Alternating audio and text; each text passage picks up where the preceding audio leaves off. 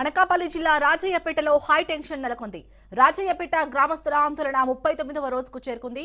Bulk drug park వ్యతిరేక పోరాటం చేస్తున్న మత్స్యకారులకు వైసీపీ నేతలు మద్దతు తెలిపారు. బల్క్ డ్రగ్ పార్క్ వద్దని మత్స్యకారులు నిరసన వ్యక్తం చేస్తున్నారు. ఇక సృష్టి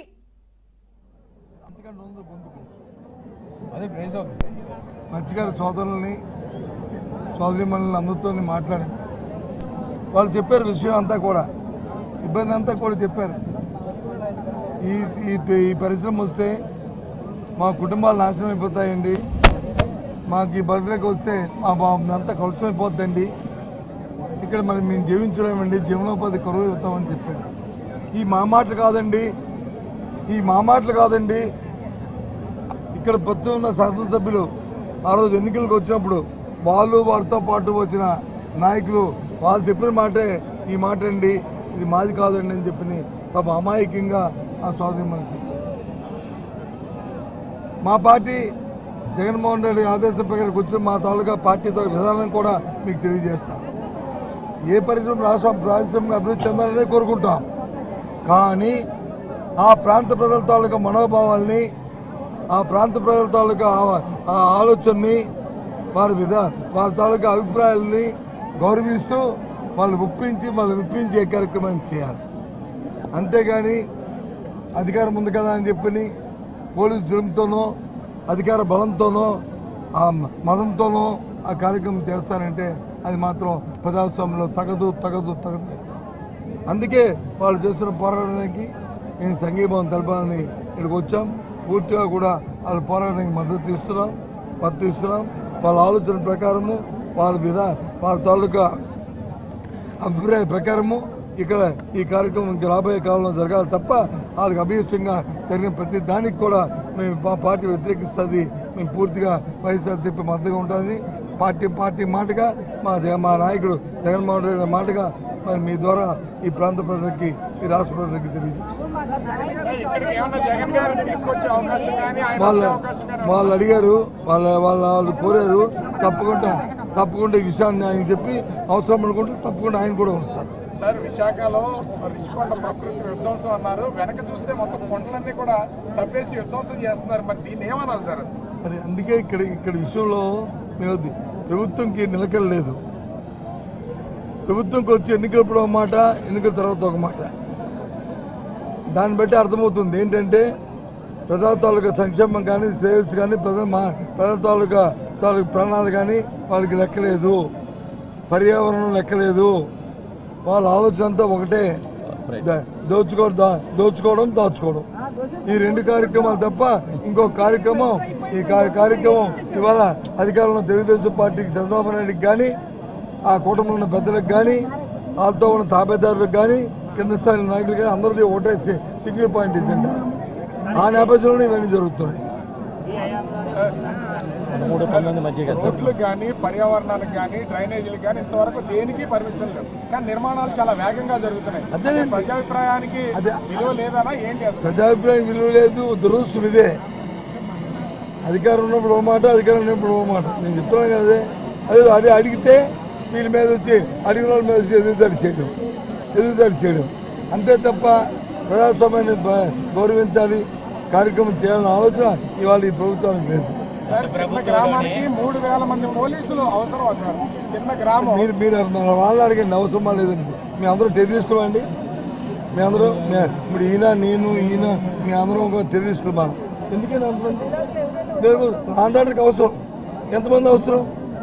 అప్పుడు ఒకరు సీఏ, లేకపోతే సిఏ గారితో పాటు ఒక 2 సబ్ ఇన్స్పెక్టర్లు, లేదు నియోజకవర్గంలో ఉన్న అందరూ ఒక డిఎస్పీ, కానీ ఎంతమంది ఎందుకండి?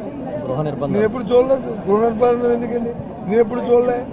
ఎప్పుడైనా చెప్పనండి గత 5 సంవత్సరాలు ఎప్పుడు ఇలాంటి కార్యక్రమాలు జరిగాయని చెప్పి ఎప్పుడైనా? ఎందుకు వాళ్ళు ఆపుతున్నారు?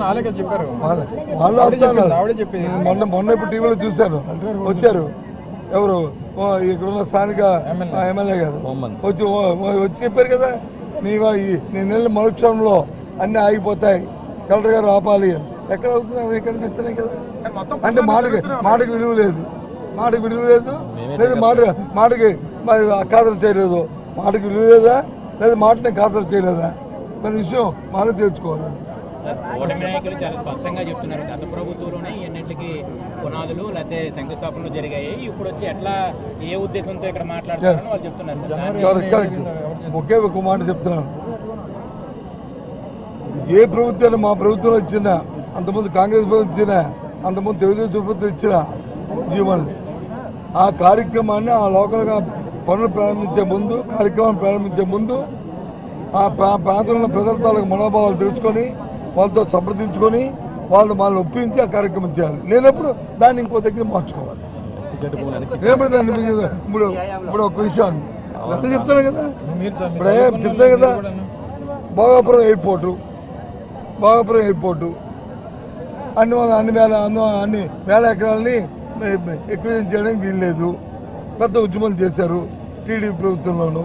మేము వచ్చాం, వాళ్ళందరినీ ఒప్పించాం, వాళ్ళందరినీ క్యాచ్ చేసాం, శంకుస్థాపన చేసాం. ఇంకా వచ్చే సంవత్సరంలో ప్రారంభించబోతున్నాం. దాన్ని ఒప్పించాం. మన పక్కన ఉన్న ఎస్సీ జెడ్, ఏది మన అచ్చాపన ఎస్సీ జెడ్, దాన్ని 8,000 ఎకరాలు చేసాం అక్కడ. అది ఆ ప్రజలందరూ ఒప్పించాం, ఆ ప్రజలకు అవకాశాలు కల్పించాం, వాళ్ళని మెప్పించాం, ఆ కార్యక్రమం చేస్తాం. ఆ పక్కన ఉన్న మరి రామ్కి ఫార్మాసిటీ ఒప్పించాం, చేసాం. రణసందలో ఉన్న ఎస్ఐ ఇది లేదా బొబ్బుల్లో గ్రోత్ సెంటరు, ఇవన్నీ చేసాం కదా. దేనికంటే పరిశ్రమలకి ఎగ్రీస్ కాదు, ఈ ప్రాంత ప్రజలు. ఎన్నికలప్పుడు వచ్చి ఏం చెప్పావు, నీ పిల్లలు పుడితే పుట్టరు, ఒకవేళ పుడితే వాడికి వచ్చి అంగమైకల్యం వస్తుంది, మళ్ళీ క్యాన్సర్ వస్తుంది, మళ్ళీ తాగడానికి వచ్చి నీళ్ళు చచ్చిపోతాం, మత్స్యకారులు అందరూ చచ్చిపోతారు, మత్స్యం అంతా చచ్చిపోతారు. నువ్వే చెప్పావు కదా. మరి ఏ కోణంలో చెప్పావు, ఏ అథారిటీతో చెప్పావు, ఇది కూడా శానిటరీ ఏంటి అంటే చెప్పినవన్నీ. అయితే తప్పు చేసి కాదు, నేను రోజు అబద్ధాలు చెప్పాను, నేను చెప్పిన దాన్ని కూడా తప్పు అయిపోయింది, ఇగో ముక్కు నేలకు రాసుకుంటున్నాను, మా చంద్రబాబు నాయుడు గారు చెప్పండి చెప్పాను, ఇవన్నీ అబద్ధాలని చెప్పండి వచ్చి చెప్పాను. వాళ్ళు బతిమాలుకోమండి, మాకు అభ్యంతరులే. వాళ్ళని కన్విన్స్ చేసుకోమండి, మాకు అభ్యంతరులే. అంతేగాని వాస్తవాలే, అది వాస్తవం నువ్వు నమ్మింది వాస్తవం.